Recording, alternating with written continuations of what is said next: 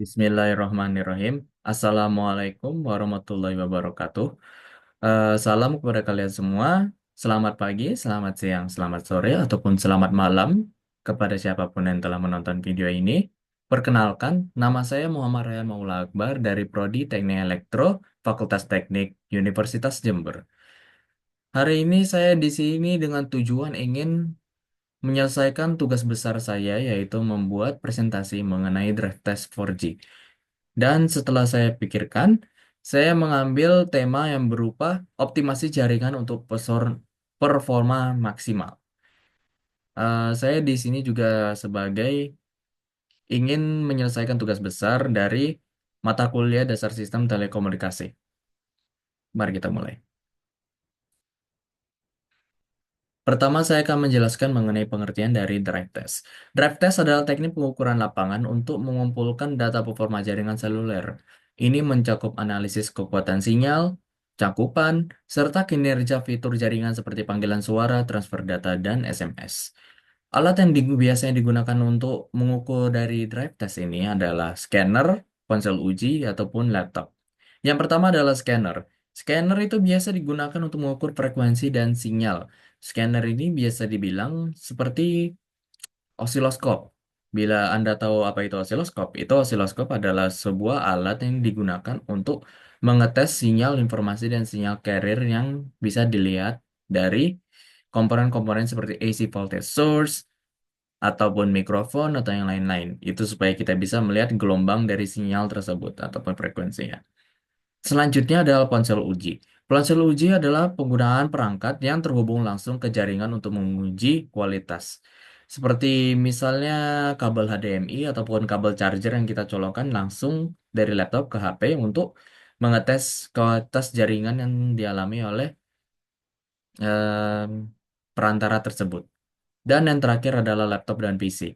Laptop dan PC harus menggunakan software khusus seperti Gen X, TEMS, atau Actis untuk pengolahan dan analisis data. Perlu diberitahukan kembali bahwa Gen X, TEMS, ataupun Actis ini merupakan software yang berbayar. Jadi bisa dibilang gunakanlah software ini bila kamu harus menggunakan Raptest ini. Karena software ini berbayar dan harganya bisa dibilang cukup menengah. Selanjutnya, saya akan membahas mengenai mengapa drive test itu penting dalam jaringan 4G. Drive test ini sangat penting dalam kehidupan sekarang karena dengan meningkatnya kebutuhan layanan data berkualitas tinggi, drive test membantu memastikan jaringan 4G memiliki cakupan yang memadai, kecepatan transfer data yang optimal, dan meminimalisi gangguan seperti interferensi, distorsi, ataupun atenuasi. Bagi yang belum tahu, distorsi itu seperti gangguan yang terjadi pada suatu sinyal. Bisa seperti sinyalnya yang pertama adalah suara yang jelas, namun setelah sampai ke tujuan akhir, suaranya tersebut mengalami sedikit goncangan, gayungan, atau seperti tidak terlalu jelas. Kalaupun atenuasi itu sama seperti distorsi. Namun distorsi berbeda dari kedua tersebut adalah distorsi itu terjadi karena em, cuaca yang buruk ataupun ada cuaca yang buruk atau faktor-faktor luar lainnya seperti antena yang kurang bagus, cuaca yang buruk dan lain-lain. Sedangkan atenuasi itu biasa dipengaruhi oleh karena adanya perantara di antara kedua sinyal tersebut. Jadi ada aku, ada gedung, dan ada kamu. Jadi gedung ini merupakan atenuasi. Atau dalam bahasa lainnya, atau dari sudut pandang lainnya, atenuasi juga dipengaruhi oleh jarak dari kita. Mungkin dari kalau misalnya aku di Sabang, kamu di Merauke, maka sinyalnya tidak akan terdengar begitu jelas. Sinyal informasi. Sinyal informasi bisa berupa data, suara, ataupun video atau gambar. Itu juga bisa. Selanjutnya ada beberapa metode drive test yang disesuaikan dengan tujuan dan akhirnya pengukuran. Yang pertama metodenya berupa mobile drive test. Itu dilakukan dengan kendaraan yang bergerak. Jadi kamu di dalam mobil dan atau motor jalan sana sambil bergerak. Nah, ini biasanya digunakan untuk mengukur cakupan jaringan di jalan raya, perkotaan, atau area luas. Karena area luas, tentu saja kamu harus menggunakan kendaraan. Nggak mungkin jalan kaki sebanyak mungkin 40-50 km ke atas. Tidak mungkin. Yang kedua adalah walk test. Walk test dilakukan dengan berjalan kaki sesuai dengan namanya. Itu biasanya digunakan untuk pengukuran indoor seperti rumah sendiri, ataupun gedung sekolah, ataupun mall juga bisa.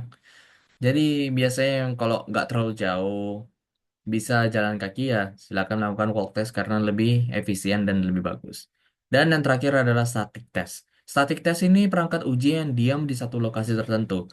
Itu biasanya untuk menganalisis mendalam di area yang bermasalah. Misalnya, walaupun tidak ada kelihatan seperti ruang tertutup ataupun tidak ada cuaca yang tidak mendukung, namun sinyal tetap memiliki gangguan, itu biasanya kita lakukan dengan perangkat uji diam di satu lokasi tertentu, supaya kita mengetahui hal apa yang membuat sinyal tersebut mengalami pengurangan efektivitas lah bilangnya. Selanjutnya apa itu BTS dan MS? Pertama saya jelaskan dulu mengenai BTS atau biasa dibilang dengan Base Transceiver Station. Base Transceiver Station adalah komponen utama dalam jaringan komunikasi seluler yang berfungsi sebagai penghubung antara perangkat pengguna atau bisa dibilang mobile station dan jaringan inti yang biasa dibilang juga core network. Fungsi utama BTS yang saya temukan berupa tiga. Yang pertama adalah mengirim dan menerima sinyal. BTS akan memancarkan sinyal ke area tertentu atau sel dan menerima sinyal dari perangkat pengguna. Biasa dibilang BTS ini lebih ke arah seperti antena, di mana dia yang akan mengirim sinyalnya, tapi dia juga akan menerima sinyalnya. Selanjutnya ada manajemen panggilan dan data. Biasanya BTS ini akan mendukung panggilan suara, pesan teks, dan data internet, serta memproses handover ketika pengguna berpindah antar sel. Yang terakhir adalah cakupan jaringan. Setiap BTS memiliki area cakupan sel tertentu yang bisa berupa mikrosel, makrosel, femtosel, dan tergantung pada kebutuhan jaringan yang kalian pakai. Yang kedua adalah MS atau mobile station. Mobile station adalah istilah teknis untuk perangkat komunikasi pengguna yang terhubung ke jaringan seluler. Biasanya ini mengacu pada ponsel, smartphone, ataupun perangkat komunikasi lainnya. Fungsi utama MS atau bisa dibilang mobile station ada yang saya temukan tiga. Yang pertama komunikasi. Komunikasi seperti memungkinkan panggilan pesan ataupun transfer data. Bisa dibilang WhatsApp, ataupun Line, ataupun Telegram, ataupun Instagram juga ada, Instagram chat. Yang kedua adalah pelaporan kualitas sinyal. Nah, kalau misalnya sinyal Anda tidak bagus, kalian bisa langsung melapor ke mobile station tersebut. Mobile station secara berkala mengirim laporan kekuatan dan kualitas sinyal kepada BTS untuk membantu manajemen jaringan. Dan terakhir adalah mobilitas. MS memungkinkan atau mobile station memungkinkan komunikasi bergerak dengan berpindah antar sel tanpa terputus. Ada pula komponen dari kedua BTS dan MS tersebut. Komponen MS berupa tiga, yaitu User Equipment, Subscriber Identity Module, dan Transmitter Receiver. User Equipment merupakan perangkat fisik seperti ponsel ataupun modem. Sedangkan Subscriber Identity Module atau SIM berguna untuk menyimpan identitas pelanggan, nomor IMSI, dan data autentifikasi. Jadi biasanya nomor Anda mungkin akan tersimpan di dalam subscriber identity module tersebut. Yang terakhir adalah transfer dan receiver. Seperti namanya, transceiver mengirimkan data dan receiver menerima data. Atau bisa dibilang uplink dan downlink. Kedua adalah komponen BTS. Komponen DPS ada empat, yaitu transceiver, antena, duplexer, dan power amplifier. Transceiver atau transceiver merupakan modul untuk mengirim dan menerima sinyal. Antena mengirim sinyal radio ke perangkat pengguna. Duplexer memisahkan jalur uplink dan downlink. Jadi untuk memisahkan tidak akan menabrak. Yang satu mengirimkan data, yang satu menerima data. Jadi semuanya bisa dilakukan secara simultaneously, secara bersamaan. Namun harus ada duplexer tersebut supaya jaringan tersebut tidak bertabrak. Dan yang terakhir adalah power amplifier, yaitu meningkatkan kekuatan sinyal sebelum dipancarkan. Supaya untuk memungkinkan atau meminimaliskan terjadinya interferensi tersebut.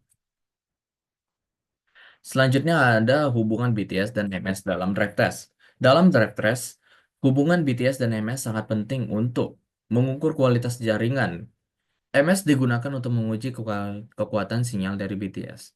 Yang kedua, ada analisis handover, yaitu untuk memastikan transisi mobile station dari satu BTS ke BTS lainnya berjalan mulus saat pengguna bergerak. Dan terakhir adalah identifikasi masalah jaringan. Misalnya area dengan sinyal lemah atau interferensi. Dengan memahami BTS dan MS, operator dapat memastikan komunikasi seluler yang andal bagi pengguna.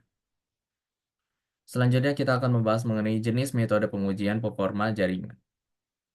Yang pertama adalah stable test. Stable test adalah pengujian jaringan yang dilakukan di lokasi tetap atau tidak bergerak untuk mendapatkan analisis mendalam tentang kualitas jaringan di area tertentu. Ciri-ciri stable test adalah posisi perangkat di mana perangkat pengujian ditempatkan di lokasi tetap seperti di dalam gedung, area publik, atau titik tertentu. Stable test itu sebenarnya sama aja seperti static test. Cuman ini merupakan metode yang lebih advance di mana akan membutuhkan alat-alat tambahan, tidak hanya seperti cuma meninggalkan HP dan langsung ditinggal. Oh, tidak. Ini menggunakan alat-alat seperti pemancar sinyal, radio, ataupun transmitter lain, receiver lainnya, supaya bisa mengukur bagaimana keadaan sinyal dalam tempat tersebut. Tujuan utama dari stable test adalah menganalisis area dengan masalah spesifik, seperti dead zone, atau area tanpa sinyal. Ataupun salah satu tujuan lainnya adalah mengevaluasi performa jaringan di area penting seperti pusat bisnis ataupun stasiun. Kedua, saya akan menjelaskan mengenai mobile test. Mobile test adalah pengujian jaringan saat perangkat bergerak untuk memetakan cakupan dan performa jaringan di area yang lebih luas. Ciri-ciri mobile test adalah posisi perangkatnya adalah perangkat pengujian dipasang di kendaraan bergerak seperti motor atau mobil mengikuti rute tertentu. Sama aja seperti mobile test yang tadi. Tujuan utamanya adalah mengidentifikasi cukupan jaringan di area luas seperti jalan raya, perkotaan, atau pedesaan. Dan biasanya menganalisis transisi antar sel selama perpindahan handover. Berikutnya saya akan membahas melebihi mengenai kelebihan dan kekurangan dari kedua mobile test dan stable test. Kelebihan dari mobile test adalah memungkinkan pengukuran performa jaringan secara luas, seperti dapat memetakan area dengan sinyal lemah atau masalah handover. Jadi, walaupun kita memiliki sinyal yang lemah, kita bisa melihat dari bagaimana hasil yang didapatkan dari mobile test tersebut. Anda naik motor keliling-keliling dari misalnya Surabaya ke Malang bisa jadi kan. Terdapat beberapa saat di mana jaringan Anda mengalami kenaikan dan penurunan. Nah, disitulah data tersebut akan ditulis atau dicatat supaya di-study lebih lanjut. Namun kekurangan dari mobile test adalah kurang akurat untuk menganalisis mendalam di lokasi tertentu. Maksudnya kenapa? Misalnya lokasinya memang sudah seperti dead zone dan apalagi kamu mengetesnya di dalam mobil yang dimana mobil itu selama bergerak itu juga mengurangi efektivitas jaringan. Jadi bisa dibilang kurang akurat karena memang udah stabil di tidak stabilnya. Kata-kata baru. Selanjutnya saya akan membahas mengenai kelebihan dari stable test. Stable test lebih berfokus dan akurat dalam pengukuran parameter di jaringan lokasi tertentu dan cocok untuk troubleshooting atau investigasi masalah jaringan di lokasi spesifik. Maksudnya apa? Misalnya kita tinggal alat dari kita, alat stable test kita di satu area pegunungan. Nah, di area pegunungan itu apabila terjadi perubahan, maka kita bisa menganalisis bahwa cuaca, pengaruh waktu, ataupun pengaruh lainnya. Ataupun pengaruh dari panas bumi ini yang mengaruh pada pegunungan, tergantung pegunungan ada. Jadi pengukurannya akan lebih akurat karena akan diam di tempat saja, asalkan tidak terkena badai dan terlempar alatnya. Namun kekurangan dari stable test adalah tidak dapat memberikan informasi tentang performa di jaringan area luas atau selama pergerakan. Ya, karena stable test itu diam, tidak bergerak. Jadi sehingga informasi tentang performa jaringan area luas ataupun misalnya dari area A ke area B itu nggak bisa. Kita cuma bisa di area A aja atau di area B aja. Walaupun itu bisa dibilang kita kerja dua kali, namun bila kamu ingin lebih akurat dalam pengukuran parameternya, maka saya saranin menggunakan stable test, walaupun harus kerja dua kali di tempat A dan tempat B. Hubungan dari stable dan mobile adalah mereka merupakan dua jenis metode drive test yang digunakan dengan tujuan berbeda. Yang pertama stable test yang cocok untuk analisis lokal, sedangkan mobile test cocok untuk jangkauan area luas. Keduanya sering digunakan secara kombinasi untuk memberikan gambar lengkap tentang performa jaringan di suatu wilayah. Operator biasanya melakukan stable test setelah mobile test untuk menyelidiki area spesifik yang ditemukan bermasalah. Jadi kita menggunakan mobile test dulu terlebih dahulu seperti kita naik mobil keliling dari area luas. Setelah kita tahu di mana area yang lemah, kita datang ke area terlemah tersebut untuk melakukan static test. Maka yang mereka berdua ini bisa dibilang ada karena saling menguntungkan. Tapi tetap aja stable test itu lebih akurat. Selanjutnya adalah proses measurement. Proses measurement ada terdiri dari tiga langkah, yaitu persiapan, pengumpulan data, analisis, dan laporan. Pada persiapan itu biasanya untuk pengukuran kota dan atau jalan raya. Alatnya seperti menyiapkan scanner, atau bisa dibilang alat-alat tadi lah, scanner, ponsel, ataupun laptop yang ada software GenX ataupun antena. Yang kedua adalah pengumpulan data. Pengumpulan data dilakukan dengan menggunakan bergerak atau seperti tadi ada mobile test atau static test. Jadi bisa dimilih di antara kamu mobile test yaitu menggunakan mobil atau menggunakan jalan kaki, walk test, atau bisa menggunakan static test yaitu kita diam. Cuman saya sarankan untuk menggunakan mobile test terlebih dahulu untuk mengetahui dalam area luas apa aja yang kurang. Parameter yang diukur itu meliputi RSRP, kekuatan sinyal, RSRQ, kualitas sinyal, dan SNR, radius sinyal terhadap interferensi, atau dan juga threshold. Pengukuran dilakukan dalam dua mode, idle mode, mengukur sinyal tanpa aktivitas, dan dedicated mode, mengukur selama aktivitas komunikasi, panggilan, dan data. Selanjutnya, terakhir kita akan melakukan analisis dan laporan. Data dianalisis menggunakan software seperti GenX, dan hasilnya berupa peta cakupan dan laporan yang merekomendasi perbaikan jaringan. Berikut merupakan parameter-parameter utama dalam drive test. Yang pertama adalah RSRP, Reference Signal Receive Power, yang digunakan untuk mengukur kekuatan sinyal yang diterima. It measures the cell side receive signal coverage in dBm, jadi menggunakan satuan dBm. Yang kedua adalah RSRQ, Reference Signal Receive Quality, mengukur kualitas sinyal dibandingkan dengan interferensi, yang dimana dia akan measure of cell side receive signal quality in dB, menggunakan satuan dB, dan digunakan untuk mengukur kualitas sinyal, seberapa bagus sinyal tersebut, seberapa jelek sinyal tersebut, itu menggunakan RSRQ. Selanjutnya adalah RSSI, yaitu Receive Signal Strength Indicator. Sama seperti RSRQ, namun kali ini menggunakan total kekuatan sinyal yang diterima, termasuk noise dan interferensi. Sedangkan pada RSRQ itu menggunakan kualitas sinyal, sedangkan RSRI itu mengukur total kekuatan sinyal yang diterima. RSSI itu menggunakan satuan dBm. Terakhir adalah SINR, Signal to Inference plus Noise Ratio. Rasio dari kekuatan sinyal dibandingkan dengan interferensi dan noise. Ya, bisa dibilang itu gabungan, bukan, lanjutan dari RSRQ, yaitu Mobile Manufacturer Specific Implementation. Selanjutnya saya akan membahas mengenai contoh kasus pada drive test jaringan 4G.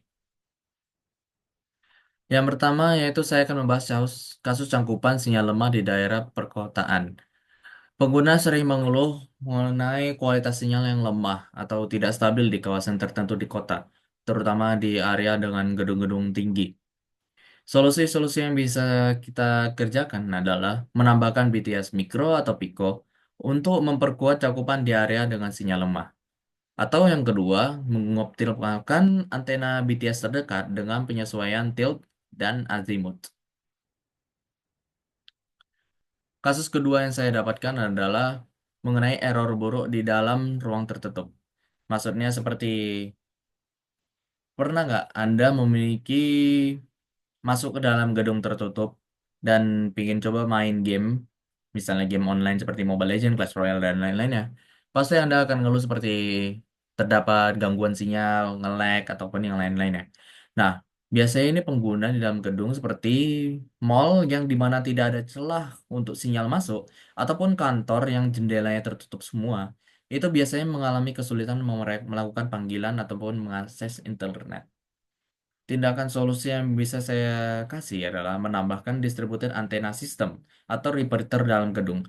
Dengan ini, sinyal akan masuk ke dalam DAS atau repeater tersebut dan bisa langsung disalurkan ke dalam antena di luar gedung. Jadi walaupun gedungnya tertutup, Anda bisa menambahkan dua hal atau salah satu hal tersebut untuk langsung mengatasi masalahnya. Atau bisa mengimplementasikan small cell untuk meningkatkan kualitas sinyal secara lokal. Atau satu hal lagi yang bisa saya sarankan, walaupun tidak disarankan, adalah hancurkan dinding.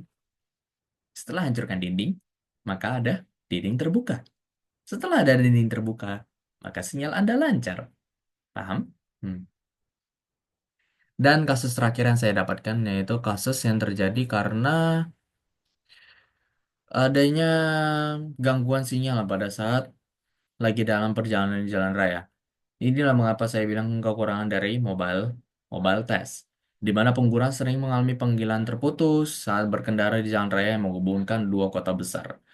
Misalnya dalam Jakarta ataupun Surabaya, di mana padat rame, di mana semua saling bergerak, sinyal akan saling bertabrakan, maka sinyal yang ada pada HP Anda akan mengalami interferensi. Ada beberapa tindakan solusi dan hasil drive test yang bisa saya kasih tahu. Hasil drive testnya adalah, atau bisa dibilang hasil dampak dari perjalanan itu adalah handover gagal pada transisi antara dua BTS dengan jarak yang terlalu jauh atau jarak yang sering berubah. Dan latensi meningkat drastis selama perpindahan sel. Jadi, dimanapun Anda berada, bila Anda lagi naik mobil, jangan main HP, nge-lag, yang ada makin emosi. Mending fokus di jalan, lihat di depan, pikir saja bahwa Anda akan sampai. Yeay. Tindakan solusi yang bisa Anda lakukan untuk mengatasi ini adalah menambahkan BTS tambahan untuk mengurangi jarak antar sel. Walaupun ini tidak disarankan karena BTS itu mahal. Jadi, ini merupakan salah satu opsi bila Anda merupakan orang yang kaya raya. Atau bisa dibilang atau salah satu hal yang lainnya adalah mengoptimalkan parameter handover pada jaringan. Misalnya waktu handover dan prioritas sel. Terakhir adalah kesimpulan. Drive test adalah metode untuk mengukur dan menganalisis performa jaringan seluler. Pengujian ini membantu operator memahami cakupan sinyal, kualitas jaringan, dan area yang perlu diperbaiki. Hasil dari drive test digunakan untuk meningkatkan layanan seperti memperluas cakupan, mengurangi interferensi, dan memastikan koneksi yang stabil bagi pengguna. Metode ini sangat penting untuk menjaga kualitas dan keandalan jaringan seluler. Sekian, terima kasih dari presentasi saya. Saya cuma bisa bilang mengucapkan terima kasih karena telah mendengarkan saya. Insya Allah tidak di skip, tidak di skip dari awal langsung ke akhir. Dan saya ucapkan sekali lagi terima kasih karena sudah menonton saya dari awal sampai akhir. Semoga materinya akan berguna untuk di masa yang akan datang. Dan saya ucapkan wassalamualaikum warahmatullahi wabarakatuh. Selamat tinggal, selamat malam, dan semoga tidur Anda tenang. Bye-bye.